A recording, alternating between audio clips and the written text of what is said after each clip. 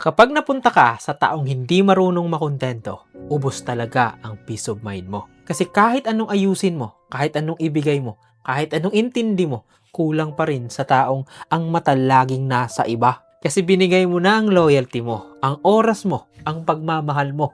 Pero siya, parang laging may hinahanap pa, laging may kulang, laging may tinitingnan, laging may gustong ibang attention, ibang excitement, ibang kilig. At ito ang masakit. Habang ikaw todo alaga sa relasyon nyo, siya naman todo wasak sa katahimikan mo. Kasi ang taong hindi marunong makontento, hindi lang mananakit.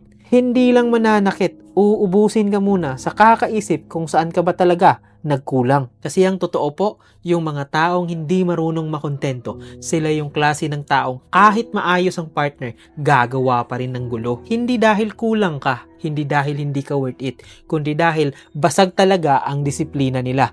Matakaw sa validation uhaw sa attention, at walang kontrol sa sarili. Kaya wag mong akuin lahat ng sira na sila naman ang gumawa.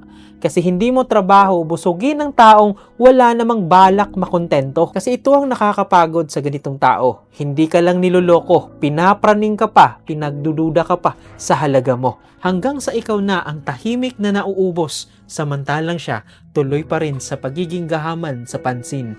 At doon mo marirealize ang pinakamahal na binabayad mo sa taong hindi marunong makontento, hindi lang basta puso mo, peace of mind mo. Kaya tandaan, kapag ang mahal mo hindi marunong makontento, hindi lang relasyon ang sisirain niya, pati utak mo. Kaya kapag napunta ka sa taong hindi marunong makontento, umalis ka bago ka maubos. Kasi ang taong ganyan, kahit anong ayos mo, gugulo at gugulo pa rin. At ang totoo, hindi ikaw ang kulang, siya lang talaga ang taong walang kabusugan.